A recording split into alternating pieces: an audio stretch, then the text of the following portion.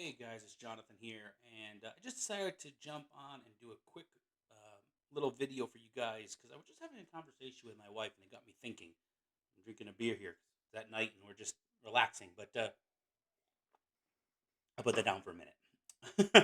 But what we were discussing was the difference with land and how easy it is to get involved. Houses sometimes it's a mental thing, right? You're not going to go buy a house for next to nothing.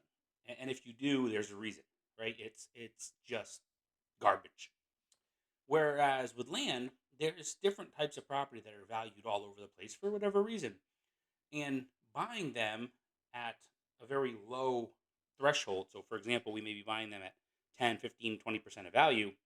If we're doing that, you can get in at a much lower rate that fits your basically confidence level or what you feel comfortable with to begin with.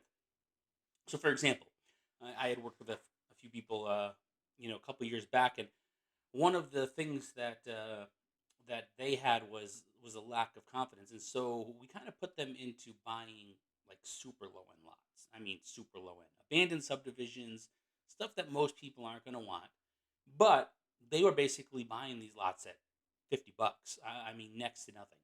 And they weren't selling them for a lot, sell it for 500 or something because somebody would come along and buy them at that price because they thought it was a great price, right? So they're basically making 10 times their money. Now, I don't want to do a deal like that, honestly. To me, that's too small. Um, but they still made 10 times their money. They made $450 per lot, and they did a ton of these deals. And what it did was it built up their confidence because then they realized, hey, if I can do this with $50 and then selling them for 500, I can do it for $500 and sell it for 5,000, or I can do it with $5,000 and sell it for 50,000, right?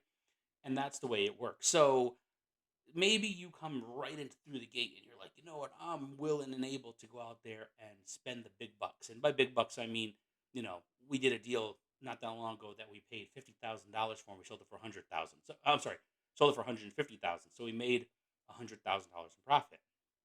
Well, that's a great deal, right? $100,000 in one deal. But a lot of people don't have $50,000. They feel timid about it. Even with transactional funding, they'd sit there and say, "No, you know what? I'm not comfortable doing that." Whereas if it's let's go up above the $50 I spoke about earlier. Let's talk about, well, what happens if it's just a you know, $500 purchase and it's worth 5,000. So you have a $500 piece of property, a purchase price on a 5,000 piece of property, and you sell it for $5,000. Most people are comfortable spending $500, right, to buy a piece of property or tie it up even for a short amount of time, or get an end buyer in place first and then tie it up.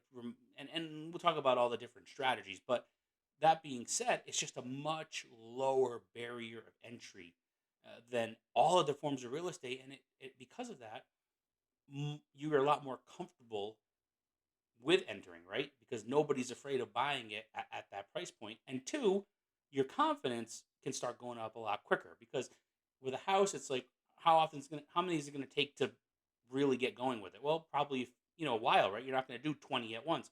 Whereas what we just talked about earlier, I wouldn't have done it myself, but if you want to go buy 20 properties at $50 a piece and sell them for 500, there's tons of them out there.